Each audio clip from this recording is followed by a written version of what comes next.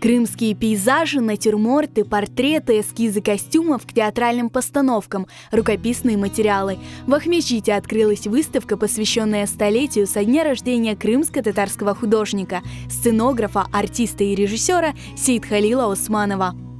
Организатором выставки выступила дочь художника Леонора Баева.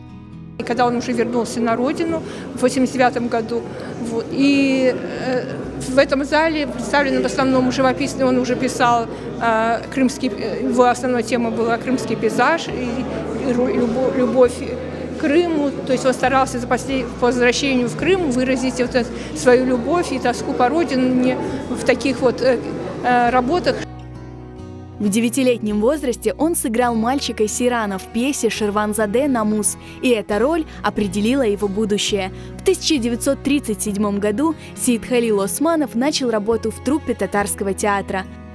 В 40-е годы артистов театра вывезли в Румынию, а в 1950 году Османова репрессировали, и он 6 лет провел в лагерях на Колыме. Вернувшись на родину, Османов внес большой вклад в открытие крымско-татарского театра. Мне посчастливилось с Сейтхалил ага познакомиться в 1986 году, и мы с группой крымско-татарских художников поехали в Ленинабад по его приглашению, и он показал нам работы. Я поразился его многостороннему таланту. Он оказался хорошим живописцем, он и художник по костюмам.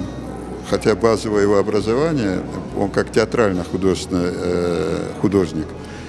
И вот сегодня, я думаю, вот этот праздник для нас, да, что вот представитель старшего поколения, который не хватает нам, крымским татарам, мы все время лишаемся этого поколения.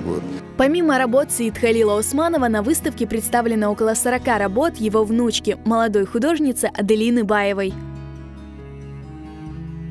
Это масляная живопись, выполнена пастозно, но экспрессивно, с использованием мастихина. Выставка произвела на меня очень благоприятное впечатление.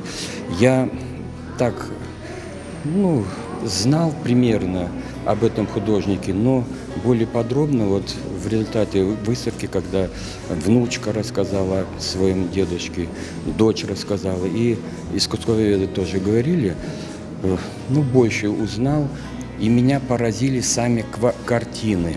Выставку работ Сейтхалила Османова можно посетить до 18 февраля.